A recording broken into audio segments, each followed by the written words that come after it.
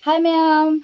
masigi agi video se blog pudi natre ko dum aina mamang de safety pin na loan gi bkhongte bora na fi phata na loan gi bada adu aina dum hap gi bada ma'am na dum pam su yawre do comment na dum lai ba adu gi video na sempiro o adu ga di ahan ba haw bu su sum utpiro khotra na dum comment la ko do adu gi na ngasi di tawrage apam ba yawra mani na sum ma'am su haining ba dum yawrom gane ba pam ba do adu na fi khara yenga ga thalaga ne adu hoji ai loan ge tawri ne ba safety pin na adu dum makhata dum yeng rasico. Ahan bada ma'am ay piece sumaina ne kakne dum color ani da ne sumuk chauna ne ai di pangkak san gre da khara sum pik pasu yawre dum khara choba su yawre ado amuba am su lawre yawre si su phatta bane ne dum ka thale ba ko ma'am ado asi ani sina kyam paklak ke dum yenge aduga sum yamna pakta ba ore ga di atopa phimo dum kakkane ba ado siga sum chana bane di su khom te thok ti ni na color se aina angobu do di tawning re angobu di leye ba adu su oktra di paktra ga di dum hatu yen ni ba ne ado si color ni si combination se phajabra dum yeng minar si ma'am do haurage ko asina han haurage ai mamang lon bagi mong do adum lon lage ba ko adu mathang da mo anau lon ba do mathang do mo adum yeng hanjarage adu si din han gi do mai mong do adum lon lage bani yang na bagi di ahan bada si malawre ma si sum samba ya ne ba si jetum na photpa ga mathau tar adum yeng halake ko aiso asum tora ga ne phajana bai ne mapan se udana bai ne sumana thik chale ba ko adu ga di sumaina kudon akhoi hum da sumaina kaino tawsalas sumaina ki ra se ba ko sumaina ki sala aduga sum asi mapan se sum loan da sum chang hine ba aduga safety pin sina sum cancel aduga sum phajana ba to wani ko mayam aina mapan se ko gi lang katang hendorok ba se khong dai thong na bani na kai do doi na dum khan be wani ne ba matam le ra ko di mapan se khop khre de mu hena phajaba su ya ba adu du jam na aina khong dai thok ti ni na mathau ta de da na sum sina ko mayam adu di asisina sumai toraga asisigi manung da gi na sumai na lo thorak to ba ilai bani bo tamna nungai bani loiraga wakhal nungai bani ba sum phajaraga ne adu sum sumai na singdorok ba se sumaina sum machin thok pa se sum phajada ba dumaina to bani ba aduna sumaina sum ai kabuk sum semjen bi ba ne sumaina sum semjen bi de sum ta bani ba ado khaidagi phabadi ko gi angang gi khangne mapa gi khangni sporting ko gi leitane ko gi keno sporting gumba do adu gumba duna phajabi hele ba adu de sum sugumba ga se semna ba lagi dare adu duna phajaba di hele sumaina sum sing lawthoaga am hena chingda ba aduga chingkhra de mu khogi konselak ko mai tawne ba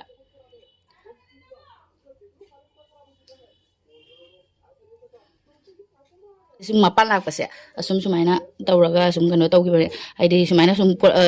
lola lak pase da ne sum lot khiba ja ba ne ba machin je ase sigi dai hawba si bawdi adum sumaina sum lola ba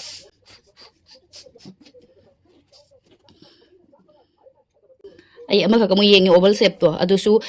adu di ping yaw do so dum yai adusu myam na sum si se pam ba wera ga di ge su myam na pam ga da wera di adusu sum uchara ke ko se hoji sammage phi se konjela ka da di khara wali si ma che ka tan wali khara ado se kanu to samge si sammasina myam ko bai daw ne habda adum sida khathala su ya ba ko sumai su asi su lotion gi asi su mapan se lotion ge aduna phaja ba hen ngani sumaina toroga asi manung sangare na ko aduga ne si mapan mana da ba se kathat khara aduga sumaina adum theksa laga ne akhoi gi se makun na malok tho se da katha laga ne se hura bane ba se hore na ko adu kai di asi ama ka kamul lawrage asi sumaina haji mapan mana mai theksa laga ne hai theksa le na ko haji gi maina sum ka agya ba makun se kaino tawna bane ba makun lok thokna bagi ne ha hore na ko ma'am ado sisu hore na ko sumaina se thambira se ba aduga asigi machin se asisina sumaina makaram dagi lawthora ga ba sige ho ba se da ko sismai sum samure ma'am ado de tumga ko ilanga gi mathau ta dre ba asum loan ma matam ni isana khatang yengaga kano taw yare aduga mapan mana da ba se sum kathat pi khare ase sum samgra bane ba se selere adogi aduga idi ngasai khara si wal hau ba se si khara wal hau ba se namjalaga ꯃꯁꯤꯡꯒ ꯂꯩꯇꯦ ꯑꯗꯨꯝ ꯃꯥꯅ ꯀꯣꯟꯁꯤꯜꯂꯛꯄ ꯐꯥꯎꯕ ꯁꯨꯝ ꯀꯩꯅꯣ ꯇꯧꯔꯒ ꯂꯣꯏꯔꯦ ꯁꯤ ꯃꯆꯤꯟ ꯂꯩꯕꯁꯦ ꯁꯨꯝ ꯁꯤ ꯈꯤꯇꯪ ꯎꯕꯁꯤꯁꯨꯅꯦ ꯍꯥꯏ ꯐꯣꯠꯄꯗ ꯌꯦꯡꯉꯒꯅꯦ ꯈꯔ ꯐꯖꯕꯩ ꯃꯑꯣꯡꯗ सुमाइना सुम खुमजनबीग्रे दिम लोटखरे से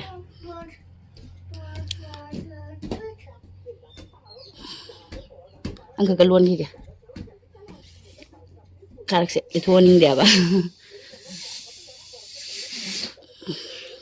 लोन में लोरगा दिने मैम सुम फजरपनेबा ममांग ममांग सुमाइना लंग हेंदोपसे थौरी हेंदोपसे फजदबो दुमाइना सुम तौरसुने अदो आइसे वीडियो दे यंगहनबदुगदसु सुम कइनो तौरे यांगनिंग मनगेदनने असे सुमाइना आइना छेमै मथौ तादेबने सुम कोइना कइनो तौबदसे सुमाइना सुम पाइसनगरगने सुमाइना सुम पाइसनगरदि सि मपानसे लोट खरबनेबा अदो हौजि मैम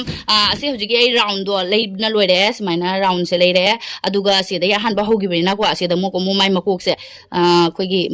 असिगी सिगी मखुन नम्मा लैबसे सिदा CC मखुन सिदगी momo mine लौथोए अदुई Shidei momo लौथोगे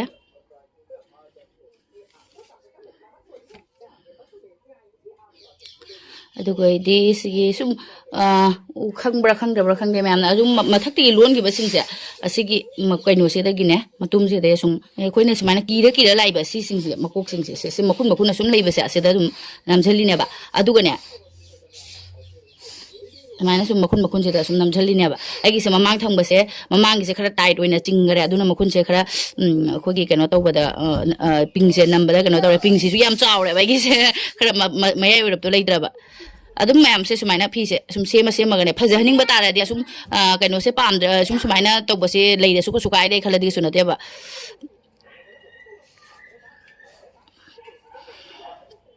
से सुमाइना सुम खतंग सेमबीरगने सिगी फी से सुमाइना सुम सेमबीग्रदि मपान से उद्रदि सुम फजबा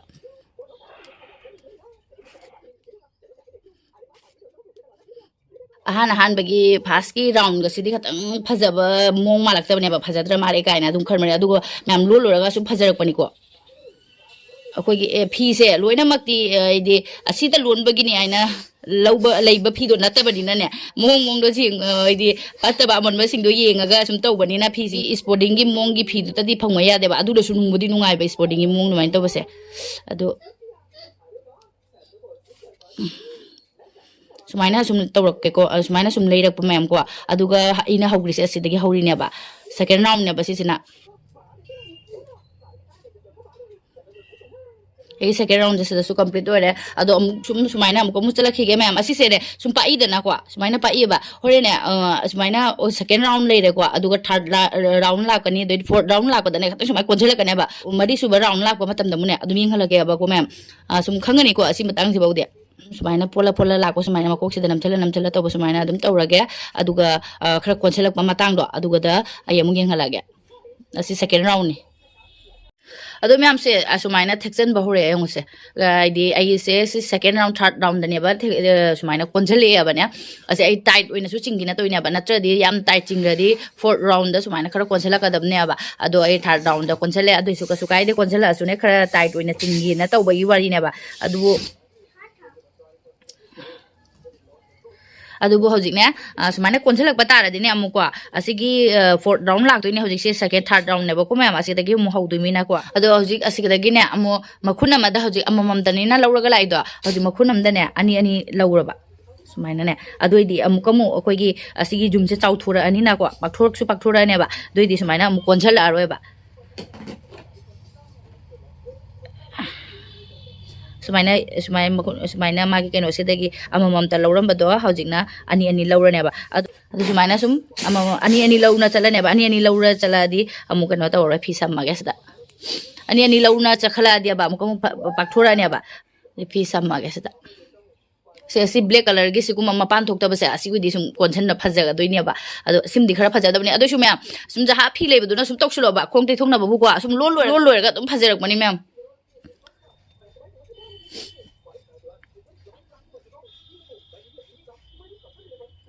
ये तुम ना फोड़ने सो तुम फोड़ो मैम असु याएबा अइना सुम जे तुम लंग दुमु पुथोक्तना सुम तौबगी असि सुम सुमाइ तौसलबा तुम लंग नमु तौरदे अमुक सुगुम मपान गसे अमुक थोक्लारोय ꯁꯝꯈ꯭ꯔꯦ ꯌꯥꯔꯦ ꯅꯥꯟꯊꯣꯛꯑꯔꯣꯏꯗꯕꯅꯦꯕ ꯑꯩꯗꯤ ꯑꯁꯨꯝ ꯁꯤꯅ ꯅꯨꯡꯉꯥꯏꯌꯦ ꯁꯦ ꯇꯨꯡꯒ ꯂꯪꯒ ꯑꯃꯨꯛ ꯐꯣꯇꯣꯒ ꯄꯣꯠꯆꯤꯟꯒ ꯑꯗꯨꯅ ꯍꯦꯟꯅ ꯇꯟꯒꯅꯤ ꯍꯥꯏꯅ ꯃꯄꯥꯟ ꯃꯄꯥꯟꯁꯦ ꯁꯤꯒꯨꯝꯕ ꯁꯨꯃꯥꯏꯅ ꯑꯂꯣꯟꯕꯒꯤ ꯚꯤꯗꯤꯑꯣꯁꯦ ꯀꯌꯥꯃꯤꯅ ꯀꯌꯥꯝ ꯃꯌꯥꯝꯅ ꯀꯌꯥ ꯌꯦꯡꯅꯤꯡꯗꯕ ꯑꯗꯨꯃꯥꯏꯅ ꯇꯧꯋꯦꯕ ꯑꯩꯒꯤ ꯃꯦꯀ꯭ꯔꯝ ꯂꯣꯟꯈꯤꯕꯩꯗꯨꯁꯨ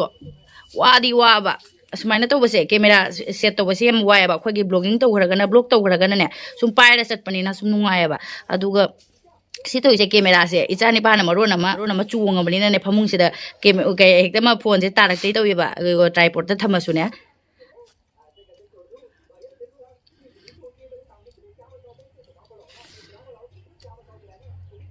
ꯁꯤ ꯌꯥꯝꯅꯗꯤ ꯀꯨꯏꯗꯕꯅꯤ ꯃꯌꯥꯝ ꯑꯁꯦꯡꯕꯒꯤ ꯅꯨꯡꯉꯥꯏ ꯑꯁꯨꯝꯅꯦ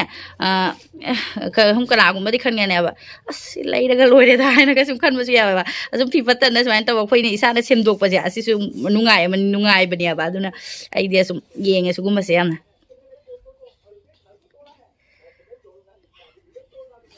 ꯑꯩꯈꯣꯏꯒꯤ ꯎꯜꯗꯁꯨ ꯎꯜꯅꯒ ꯂꯣꯟꯕ ꯃꯇꯝꯗꯁꯨ ꯇꯧꯗ꯭ꯔꯅꯦ ꯑꯩꯈꯣꯏ ꯖꯨꯝ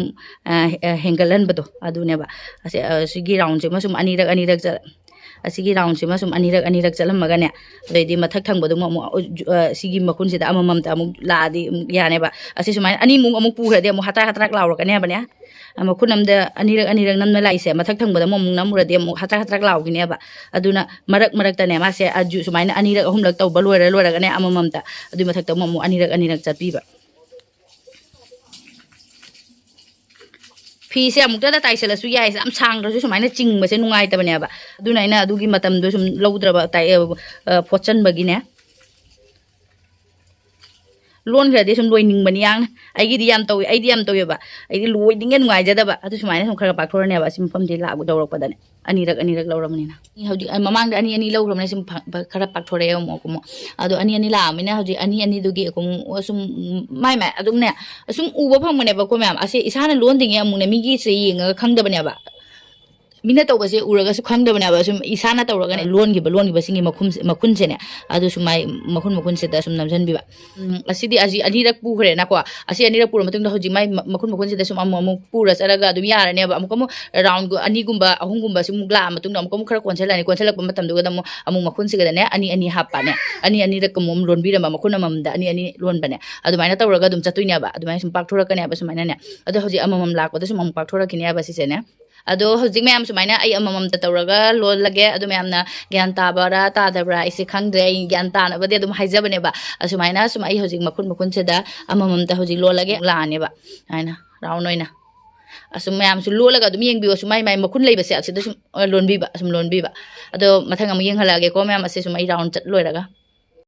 ꯍꯧꯖꯤꯛ ꯃꯌꯥꯝ ꯑꯩꯒꯤ ꯃꯔꯨꯟ ꯀꯂꯔꯁꯦ ꯁꯤ ꯀꯂꯔꯁꯦ ꯂꯣꯏꯔꯦꯕꯀꯣ ꯑꯗꯣ ꯍꯧꯖꯤꯛ ꯕ꯭ꯂꯦꯛ ꯁꯝꯃꯒꯦ ꯑꯗꯨꯒꯩꯗꯤ ꯍꯧꯖꯤꯛꯁꯨ ꯁꯦ ꯔꯥꯎꯟꯁꯦ ꯂꯥꯛꯑꯒ ꯑꯩꯁꯨ ꯑꯗꯨꯝ ꯔꯥꯎꯟꯁꯦ ꯃꯁꯤꯡꯗꯤ ꯑꯗꯨꯝ ꯊꯤꯗ꯭ꯔꯦꯕ ꯑꯁꯨꯝ ꯑꯩꯈꯣꯏꯒꯤ ꯁꯨꯃꯥꯏꯅ ꯀꯣꯟꯁꯤꯜꯂꯛꯇ꯭ꯔꯤ ꯐꯥꯎꯗꯤ ꯑꯁꯨꯝ ꯑꯩꯁꯨ ꯇꯧꯔ ꯂꯥꯛꯑꯦ ꯑꯗꯣ ꯈꯔ ꯍꯧꯖꯤꯛ ꯀꯣꯟꯁꯤꯜꯂꯛꯑꯦ ꯁꯨꯃꯥꯏꯅꯅꯦ ꯑꯗꯣ ꯍꯧꯖꯤꯛꯁꯤꯗ ꯑꯃꯨꯛ ꯖꯨꯝ ꯑꯅꯤ ꯇꯧꯔꯒꯅꯦ ꯍꯥꯏꯗꯤ ꯃꯈꯨꯟ ꯑꯃꯗ ꯑꯅꯤ ꯇꯧꯔꯒ ꯆꯠꯂꯒꯦ ꯍꯧꯖꯤꯛꯁꯦ ꯕ꯭ꯂꯦꯛ ꯀꯂꯔꯅ ꯇꯧꯗꯣꯔꯅꯤ ꯕ꯭ꯂꯦꯛ ꯀꯂꯔꯁꯦ ꯍꯧꯖꯤꯛ ꯍꯥꯞꯄꯒꯦ ꯕ꯭ꯂꯦꯛ ꯀꯂꯔꯁꯤꯗꯤ ꯐꯖꯅ ꯁꯦꯡꯅ ꯎꯕꯁꯨ ꯌꯥꯏ ꯀꯩꯅꯣ ꯍꯥꯏꯗꯤ ꯑꯁꯤꯒꯨꯝꯕ ꯁꯨꯃꯥꯏꯅ ꯂꯪ ꯊꯣꯛꯄꯁꯤꯅ ꯃꯌꯥꯝ ꯒ꯭ꯌꯥꯟ ꯇꯥꯕ꯭ꯔꯥ ꯇꯥꯗ꯭ꯔꯕ꯭ꯔꯥ ꯑꯩꯁꯨ ꯈꯪꯗ꯭ꯔꯦ ꯑꯗꯣ ꯕ꯭ꯂꯦꯛ ꯀꯂꯔꯁꯤ ꯑꯃꯨꯛ ꯀꯩꯅꯣ ꯇꯧꯔꯒꯦ ꯁꯝꯃꯒꯦ ꯃꯑꯣꯡ ꯗꯤꯖꯥꯏꯟ ꯂꯩꯌꯦ ꯃꯌꯥꯝ ꯑꯗꯣ ꯌꯥꯝ ꯐꯖꯩ ꯀꯂꯔ ꯑꯅꯤꯅ ꯑꯍꯨꯝꯅ ꯇꯧꯔꯒꯅꯦ ꯑꯁꯤꯗꯤ ꯑꯩꯅ ꯁꯨꯝ ꯔꯥꯎꯟ ꯑꯣꯏꯅ ꯂꯥꯛꯑꯦꯅꯀꯣ ꯑꯗꯨꯒ ꯍꯧꯖꯤꯛ ꯑꯃꯈꯛꯀꯁꯨ ꯂꯩꯌꯦꯕ ꯁꯤ ꯃꯍꯔꯨꯟ ꯀꯂꯔꯁꯤꯅꯅꯦ ꯁꯨꯃꯥꯏꯅ ꯇꯧꯔꯒ ꯁꯨꯃꯥꯏꯅ ꯄꯤꯛꯊꯔꯛꯄꯀꯣ ꯑꯁꯤꯗ ꯖꯨꯝ ꯑꯃ ꯂꯩꯔꯦ ꯖꯨꯝ ꯑꯅꯤ ꯂꯩꯔꯦ ꯖꯨꯝ ꯑꯍꯨꯝ ꯂꯩꯔꯦ ꯁꯨꯃꯥꯏꯅ ꯇꯧꯔꯒ ꯆꯥꯎꯊꯣꯛꯈꯤꯕꯅꯦ ꯑꯗꯩꯗꯤ ꯁꯨꯃꯥꯏꯅ ꯑꯩꯈꯣꯏ ꯇ꯭ꯔꯥꯏꯡꯒꯜ ꯁꯦꯞꯇꯅꯦ ꯁꯤꯗ ꯑꯉꯥꯡꯕ ꯑꯃ ꯑꯣꯏꯍꯜꯂꯣ ꯑꯗꯩꯗꯤ ꯁꯤꯗ ꯑꯉꯧꯕ ꯑꯃ ꯑꯣꯏꯍꯜꯂꯣ ꯁꯤꯗ ꯕ꯭ꯂꯨ ꯑꯃ ꯑꯣꯏꯍꯜꯂꯣ ꯑꯗꯨꯃꯥꯏꯅ ꯇꯧꯔ ꯀꯣꯏꯅꯅꯦ ꯑꯗꯨꯁꯨ ꯌꯥꯝ ꯐꯖꯩ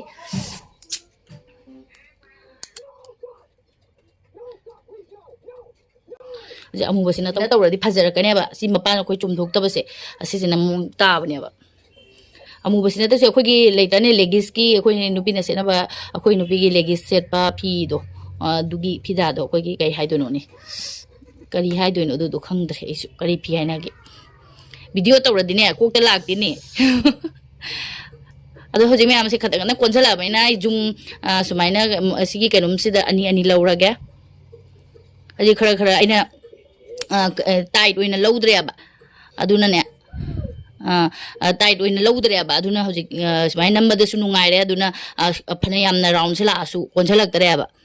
ꯁꯤ ꯖꯨꯝ ꯑꯃ ꯂꯧꯈ꯭ꯔꯦꯅꯀꯣ ꯁꯤꯒꯤ ꯖꯨꯝꯁꯤꯗ ꯑꯃꯨꯛ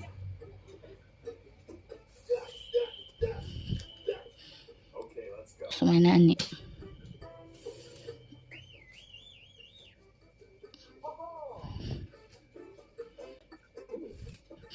ꯃꯔꯛ ꯃꯔꯛꯇ ꯑꯅꯤ ꯃꯈꯨꯟ ꯑꯃꯗ ꯑꯅꯤꯔꯛ ꯂꯧꯔꯗꯤ ꯃꯥꯁꯦ ꯁꯨꯝ ꯄꯥꯛꯊꯣꯔꯛꯀꯅꯦꯕ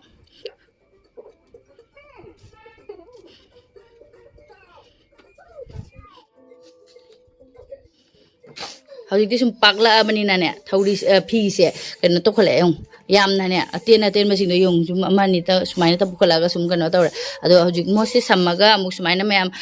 ꯃꯈꯨꯟ ꯁꯤꯝꯗꯅꯦ ꯑꯅꯤ ꯑꯅꯤ ꯍꯥꯞꯄꯒꯦꯀꯣ ꯇꯧꯔꯒꯦ ꯁꯨꯃꯥꯏꯅ ꯑꯃꯨꯛ ꯂꯩꯔꯛꯑꯒꯦ ꯃꯌꯥꯝꯁꯤꯗ ꯑꯃꯨꯛ ꯔꯥꯎꯟꯁꯦ ꯂꯩꯅ ꯂꯣꯏꯔꯛꯑꯦ ꯁꯤ ꯕ꯭ꯂꯦꯛ ꯀꯂꯔꯁꯦ ꯑꯗꯨꯝ ꯒ꯭ꯌꯥꯟ ꯇꯥꯔꯅꯤꯕ ꯕ꯭ꯂꯦꯛ ꯀꯂꯔꯁꯦ ꯑꯣꯏꯔꯗꯤ ꯃꯅꯤꯡ ꯃꯃꯥꯡ ꯆꯞ ꯃꯥꯟꯅꯔꯦ ꯁꯦ ꯂꯪ ꯃꯇꯠ ꯁꯨꯝ ꯅꯞꯇꯅ ꯂꯩꯔꯦ ꯀꯛꯄꯁꯤꯡꯗꯨꯅꯦ ꯑꯗꯨꯝ ꯂꯣꯏꯔꯒ ꯁꯤꯁꯦ ꯀꯠꯊꯠꯂꯛꯄꯗꯅꯦ ꯁꯨꯝ ꯐꯖꯕꯅꯦꯕ ꯑꯁꯤꯗꯤ ꯊꯣꯛꯇꯣꯏꯁꯨ ꯁꯤꯒꯨꯝꯕ ꯐꯤꯗꯥꯁꯦ ꯑꯣꯏꯔꯗꯤ ꯑꯗꯣ ꯃꯌꯥꯝ ꯍꯧꯖꯤꯛ ꯁꯨꯃꯥꯏꯅ ꯔꯥꯎꯟꯁꯦ ꯂꯩꯅ ꯂꯣꯏꯔꯛꯑꯦ ꯐꯤꯁꯦ ꯂꯣꯏꯔꯦꯕ ꯑꯗꯣ ꯁꯤꯗ ꯑꯃꯈꯛꯀꯕꯨꯗꯤ ꯋꯥꯠꯂꯤ ꯍꯧꯖꯤꯛ ꯕ꯭ꯂꯦꯛ ꯀꯂꯔꯅꯤꯅ ꯐꯖꯅ ꯎꯕ ꯐꯪꯉꯦ ꯌꯦꯡꯉꯨ ꯁꯝꯒꯦ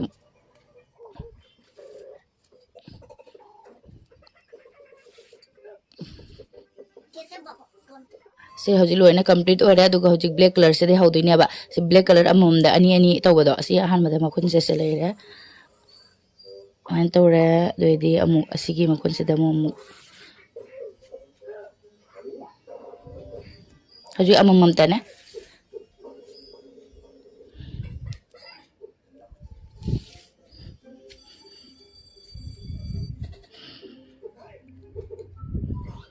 design se adum loiraga khangakpane ba asum tawringe dadi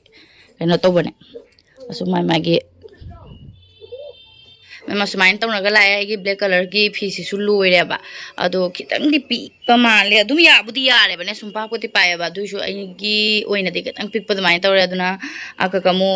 atopa phi amamu ka asai baude adum yu haninge aduna atopa phi amu ka ga mu sammage ado asumi yong se fajabra mayam adu amuk phi yengani aduga ka ga amuk torokini na mayam hale ga mu phangnarasi ado mayam sida red color na amuk samme phajarba yong color se red color na khara phajagadra ina ne agi amanba kurti ama leba adu do kathalle aduga sumaina ai makha ta thare sina dum pae ba yarani hoje aduna ai makha mu lontha dare so sikse maning leire sina adu ji loire mayam asigada loire sumaina amuk kisalaga loire adu mayam na se phajabra phajadabra adum comment da habiramo adu aina habida su adum khangba yawbra khangda nede khangbra khangdabra idu su adum comment da habiramo ba adu mayam video su yam sangane aduna kakshan mada su kana ngum khangda su yai adu khangadi adum comment to biramo ko adu ngasi gi adum video solution jere ai su tum dange nungdin yawbo lon bani si je ayuk te gi lolak bani aba bye mayam adu ai gi video se nungai biragadi mayam like subscribe to biramo mayam mathangi video da momuk thengnarasi